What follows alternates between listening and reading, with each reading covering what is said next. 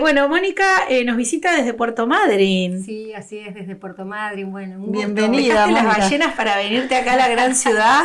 Algo así.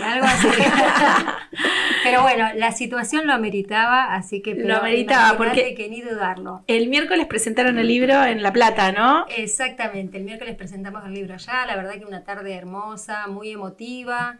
Y bueno, reflotar esta historia en este contexto no tan particular hace que todo se encienda nuevamente, ¿no? Y la verdad que para nosotros desde el sur siempre es un placer romper como esa especie de frontera interior que digo yo, ¿no? Y bueno, y estar acá con ustedes. Ay, hermoso, muy agradecidas de que estés acá. Yo hoy hablaba con Guille, también compañero ahí de la Oficina de Cultura de acá de nuestra CTA. Le digo, yo no ubico, cuando me dio el libro hoy, le digo, yo no ubico este hecho histórico, el Madrinazo. Soy una burra que no lo sé, que bueno, obvio, muchas cosas no sabe. Me dice, no, esa es una gran pregunta porque hubo mucha intención de ocultarla. Así que esa era un poco la primera pregunta, ¿no? Bueno, ¿qué es el Madrinazo? ¿De qué hablamos cuando hablamos del Madrinazo? Y bueno, ¿por qué es tan importante ir a historizar sobre este hecho y editar un libro ahora, ¿no? Bueno, te contesto esa pregunta y sí, en principio hay que hacer una breve referencia al acontecimiento en sí, ¿no? A la situación histórica. Tenemos que ubicarnos en 1984, una democracia que se acababa de recuperar prácticamente para septiembre de ese año, y una posguerra, ¿no? Porque el Madrinazo es una movilización, es una rebelión, es una pueblada, decimos nosotros, ¿no? Porque en esa ciudad del sur, lo que había acontecido en 1982 es que recibió casi el 80% de los soldados que vuelven de la guerra de Malvinas. Y esa situación, ese hecho histórico había calado mucho en la comunidad local, ¿no? Recibir a los soldados que volvían. De hecho, gran parte de ellos eran del Regimiento 7 de La Plata, por eso estuvo tan emotiva el otro día la presentación. Claro. Y se terminó el pan. Claro, exactamente, esa jornada histórica que quedó con ese nombre, ¿no? El día que Madryn se quedó sin pan, porque efectivamente esa es la referencia que tienen los vecinos que participaron de ese acontecimiento. Y bueno, y 2 años después... Claro, ¿cómo no va calorando? Perdón, que quiero hacer el foco en esto, sí, de que los soldados venían con tanto hambre, y bueno, todo lo que ya sabemos, sí, de la guerra de Malvinas, y la gente agotó el pan de las panaderías porque le llevó alimentos a los soldados, los recibía en su casa. Sí, y ya ahí hay un proceso de ocultamiento, sí, ¿no? Además del hecho social en sí, lo interesante de esa situación es que más allá de esa cuestión de solidaridad, ¿no? Y de recibimiento, hay una cuestión de ocultamiento, que ahí se hace muy visible porque obviamente, ¿no? La cúpula militar, el gobierno no quería que la sociedad se encuentre con esos soldados, ¿no? Entonces también ahí se habían dado operativos de ocultamiento, más o menos secretos, no se querían que se difunda la soldados que llegaban. Bueno, y hay unas fotos muy históricas, muy emblemáticas, decimos nosotros, que son de los soldados levantando las lonas de los camiones, porque efectivamente los habían traído en esa situación. Piensen además que ellos llegaron en un buque británico, que es el buque Canberra, o sea, venían en calidad de prisioneros, ¿no? Claro. Y en ese puerto, en el puerto de Madryn, fueron devueltos de alguna manera al Estado argentino. Claro. ¿No? Entonces, bueno, esa situación se había dado en el 82 y lo que va a pasar en 1984 es que Puerto Madryn iba a ser de nuevo, ¿no? Un escenario importante para un acontecimiento, diría yo, que está en las antípodas, que era recibir a la flota norteamericana que estaba, ¿no? En estos operativos de ejercicios militares que hacen ellos, ¿no? Que siempre tienen diferentes nombres y diferentes motivos, excusas, ¿no? Y bueno, en este caso era el operativo UNITAS, que es un operativo que se sigue haciendo, que básicamente son ejercicios militares. ¿Ahí en Madrid se sigue haciendo? No, se sigue haciendo en nuestro país. O sea, nuestro ¿Y país en Madrid se volvió a hacer? No, en Madrid no se volvió a hacer nunca más. Claro, después de ese hecho, nunca más. Nunca más, pero son operativos que se iniciaron para contextualizar un poquito a partir de 1959, con la Revolución Cubana, ¿no? y su influencia en Latinoamérica. Claro. Lo que busca Estados Unidos es obviamente evitar esa influencia y genera estos operativos, estos ejercicios militares. Con las armadas latinoamericanas, que son ejercicios que se continúan hasta el día de hoy con ese nombre. Y en aquel momento, obviamente, nadie podía olvidarse del rol que había tenido Estados Unidos durante esa guerra, ¿no? El posicionamiento que había tenido durante el conflicto del 82. Bueno, pero parece que el gobierno nacional sí, ¿no? En esa coyuntura, porque, bueno, autorizó el ingreso de la flota norteamericana, que eran todos buques de guerra, al mismo muelle. Puerto Madryn es una ciudad que, si bien en el 82 y en el 84 tenía poco más de 20.000 habitantes, 25.000 más o menos, tiene una condición natural que es un puerto de aguas profundas. Y eso no es muy habitual en los puertos de la Patagonia. Y esa condición natural le permite que lleguen buques de gran calado, cruceros internacionales y demás. Bueno, y esa era la condición que en teoría hacía que el gobierno nacional elija ese lugar. No podían llegar a cualquier puerto, claro, no podían llegar a cualquier puerto del sur. Pero bueno, en Madryn habían llegado los soldados. La comunidad era la misma, la experiencia estaba a flor de piel, y bueno, y era, ¿no? La comunidad estaba transformada, ¿no? Por ese hecho. Totalmente, la Patagonia vivió muy fuerte la guerra de Malvinas. Bueno, y estos dos acontecimientos son sinónimo de eso, ¿no? Lo que va a pasar es básicamente que la comunidad se levanta, ¿no? Se pone de pie frente a esa decisión política y... Espontáneamente, ¿no, Mónica? Sí, espontáneamente. Es hermoso. O sea, cuando yo lo investigué y después, bueno, pude reconstruir todo ese escenario, digo, esta historia tiene una potencia muy grande. Y ahí voy al cierre de tu pregunta, que era ¿por qué? Mira, yo empecé a reconstruir esta historia a principios del año 2000. Y bueno, si bien pasaron más de 20 años, lo que fue pasando en este tiempo, pasó de todo, ¿no? Imagínense en la historia argentina, pero digo, hicimos un trabajo de militancia muy grande, por ahí en algunos contextos políticos diferentes a los actuales, que nos facilitaron, ¿no? la difusión de estos temas, y bueno, y después de más de 15 años logramos editar la primera edición junto a los veteranos de Malvinas, y ahora esta segunda edición que busca ampliar un poquito más la divulgación de esta historia.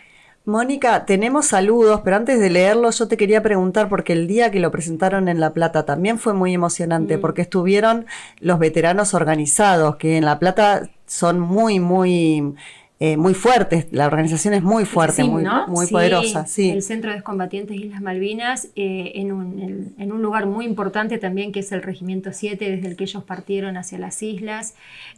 Claro, es imposible, ¿no? No valorar todo el trabajo que ha hecho, ¿no? El CECIM en busca de memoria, soberanía y justicia, como dicen ellos, ¿no? Y todo el proceso de lucha del movimiento de veteranos en general, pero de ellos en particular, ¿no? Porque por ahí, digamos, siempre, el otro día estábamos hablando con ellos, ¿no? De todos los asuntos pendientes que nos quedan, además de la recuperación de la soberanía sobre las islas, digo, ¿no? Pero en términos de lo que fue la experiencia de la guerra, bueno, hay algunas cosas que todavía nos debemos como sociedad, digamos, hay muchas cosas que tenemos que terminar de saber, ¿no? Y ellos reclamaban también, y lo consiguieron, gracias al movimiento de derechos humanos, que ellos también fueran considerados partes como víctimas del terrorismo de Estado. Totalmente, y eso, por eso digo, ¿no? Son banderas muy, muy importantes que atraviesan a la sociedad argentina, ¿no? Digamos, van más allá de esas banderas de la experiencia de la guerra en sí, ¿no? Digamos, en el contexto en el que se dio esa guerra, me parece que es una de las grandes respuestas que debe todavía el Estado argentino hoy y que bueno, y que estamos esperando, porque creo que nos merecemos, ¿no? Saber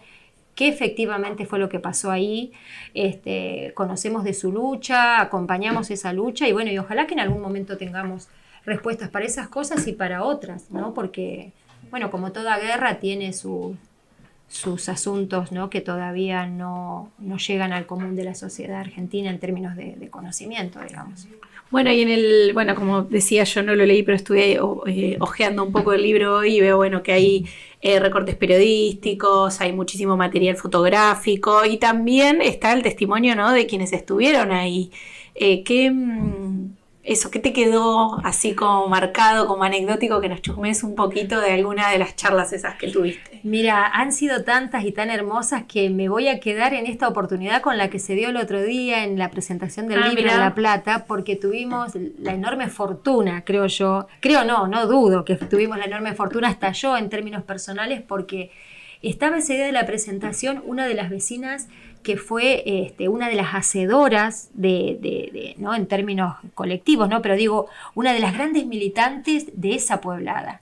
Mira. Y yo no la había conocido, tuve la oportunidad de conocerla el otro día. Ella en 1984 vivía en Madrid y a mí cuando estaba investigando me llamaba mucho la atención que al calor de estos acontecimientos, la pueblada fue el 10 de septiembre, pero cuando los vecinos se enteran que está por llegar la flota se empiezan a movilizar en los días anteriores y mandan notas al Poder Ejecutivo, a la Embajada, a la Presidencia, a la Legislatura, al Congreso, imagínense, ¿no? La democracia naciente. Y en esas notas que se elevaban aparecían las firmas de 4 o 5 personas, todos vecinos de Madryn, y había una sola mujer entre esas firmas. Cuando yo empecé a buscar quiénes eran esas personas, me encontré con varios vecinos que siguen siendo parte de la comunidad, pero Amalia no la encontraba. Y nos encontramos a partir de la edición de este libro. Y ella está viviendo en La Plata. Porque ella vive en Buenos Aires, en Quilmes, y se vino a vivir acá de nuevo en 1985, al año siguiente. Mirá, y ella bueno que se enteró de la actividad y fue. Y claro, nos contactamos porque ella el año pasado, cuando se hizo la publicación del libro, bueno, obviamente ahora tenemos las redes, ¿no? Hay como mucha circulación. Sí. Entonces, bueno, a ella por algún lado le llegó la información, se contacta conmigo y me dice, Mónica, yo participé, qué lindo, soy Amalia. Le digo, Amalia. Te estaba buscando, Amalia. La que yo creo. Qué hermoso. Bueno, eso. Para ella fue muy emocionante, no, hablamos varias veces, ella estaba muy emocionada y bueno, y el otro día lo volví a decir en la charla, dice, este libro es la historia tal como nosotros la vivimos. Wow. Y para mí eso es muy importante, ¿no? Que quienes lo protagonizaron sientan que el libro refleja las vivencias de ellos. Pero bueno, ella nos transmitió a todos ahí en el momento su propio recuerdo, su propia vivencia. Y qué hermoso que a una segunda edición te siga trayendo estas alegrías, ¿no? Y además que Amalia, cuando nos contactamos por Zoom, porque bueno, yo estaba en Puerto Madryn y ella por estos lados, me sacó una cajita ahí a través de la pantalla y me empezó a mostrar su cajita de recuerdos y ella había guardado un montón de cosas de aquellos días. Así que digo, más allá de esta circunstancia que se encuentra con la historia, a nivel personal para ella también había sido algo muy importante. Imagínense que tuvo una cajita con 40 años con cosas guardadas. Eso sí. Uno lo hace solamente con aquellas experiencias que realmente lo atraviesan, ¿no? Y también pienso que es fuerte, volviendo a lo que hablábamos al principio de cierto intento de invisibilizar este hecho histórico, habiendo sido protagonista y encontrarte con eso, con que es un hecho que no se conoce, que no se sabe y tratando de instalarlo, cuando de golpe, encontrás como un libro, un material que te contiene y contiene esa historia que es tuya también, exacto, ¿no? A nivel individual y colectivo, ¿no? De la comunidad, qué importante. Y que va a quedar para siempre, porque si algo tienen de espectacular los libros es que quedan para siempre, como la cajita de Amalia, claro, ¿no? Como la cajita de los recuerdos de Amalia. También pensaba que importante para el movimiento obrero seguir conociendo las propias historias de lucha del movimiento obrero. Y además una historia tan reciente, porque en 1984 fue ayer nomás. Sí, no, eso creo yo que es... A mí en estos tiempos es lo que más me moviliza, ¿no? Siento que de alguna manera estamos logrando lo que, darle a esta historia esa potencia que tiene.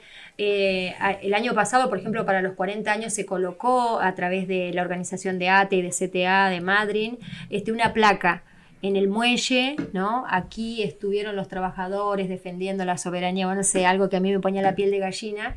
Y bueno, y cuando paso por ahí y veo esa placa, digo, bueno, acá está, ¿no? Nuestro granito de arena. Sí, porque además esa placa también es un acto reparador, porque me contaban estos vecinos cuando yo los empecé a entrevistar que ellos a los años siguientes, o sea, 85, 86, 87, habían colocado una placa, ¿no? Porque ellos obviamente que valoraban la experiencia que habían atravesado, pero nada, pasaron unos 2 meses, la placa desapareció, nunca más la pudieron encontrar, y bueno, yo sentía que de alguna manera era una deuda con ellos también, ¿no? Imagínense estas personas, el año pasado, el recordatorio de los 40 años, para la gente que había vivido esa experiencia fue muy, muy movilizante para todos, ¿no? Le mandamos un saludo también a Nelly Rovira, que es la secretaria de Géneros de allá y que participó el año pasado de esto que vos estás contando. Así que le mandamos un beso enorme, gran compañera Nelly, y te mando los saluditos, que te cuento de los saluditos que mandaron acá al programa. Pequeña Librería Doméstica dice, saludos Mónica. Sí, los conozco. Y Eugenia Erazo dice, gracias Mónica por tu trabajo y a ustedes por difundir a 41 años del Madrinazo. ¿Cómo pueden hacerse del libro quienes están escuchando y quieran leerlo? Y el libro, bueno, en principio acá en Buenos Aires a través de CTA Editorial, y allá en el sur a través de ATE Madryn. De hecho, en este fin de semana hay una feria que es la Feria Municipal del Libro en Puerto Madryn, que se hace todos los años, y bueno, y allá están los compañeros de ATE Madryn en el stand. Este es un libro que la gente siempre busca, y había mucha expectativa el año pasado en la reedición porque se había agotado la primera edición, y la verdad que es difícil, ¿no? Editar un libro, uno tiene que estar muy convencido para publicar, ¿no? Este tipo de historias. Y bueno, nosotros encontramos acá en la editorial CTA que vamos a estar eternamente agradecidos que hayan valorado, ¿no? Esta experiencia. Y es como decís vos, es una experiencia más de lucha del movimiento obrero, de los trabajadores, ¿no?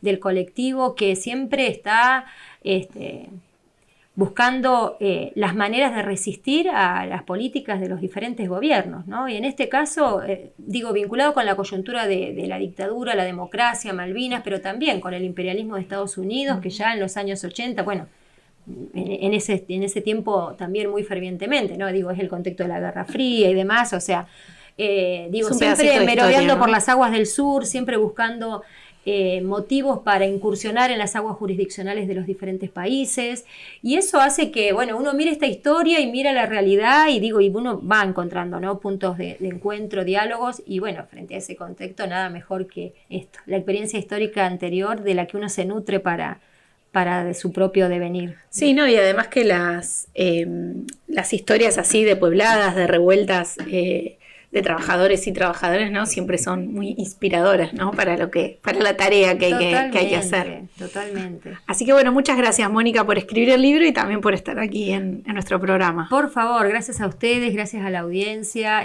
La verdad que es muy lindo y bueno, y muy ameno este momento y este programa, así que bueno, los felicito. Bueno, muchas gracias. Felicitaciones a vos y bueno, y gracias por venir y por escribir el libro. Lo vamos a seguir difundiendo. Yo ya me lo llevo, este es mío. Lo vamos a seguir difundiendo para que todo el mundo lo conozca, lo tenga y lo pueda leer. Porque bueno, como decía Meli, nos da impulso para seguir luchando, ¿no? Estos hechos de resistencia y de organización de la clase trabajadora como que nos dan... Sí, esta idea también de luchar sirve, ¿no? Ganamos, totalmente. Muchísimas veces ganamos y hay que contarlas también. Y además, ¿no?, que digamos que es un ejercicio plenamente democrático, ¿no? O sea, es salir al espacio público y levantar las banderas que uno quiere defender. Y como yo siempre digo...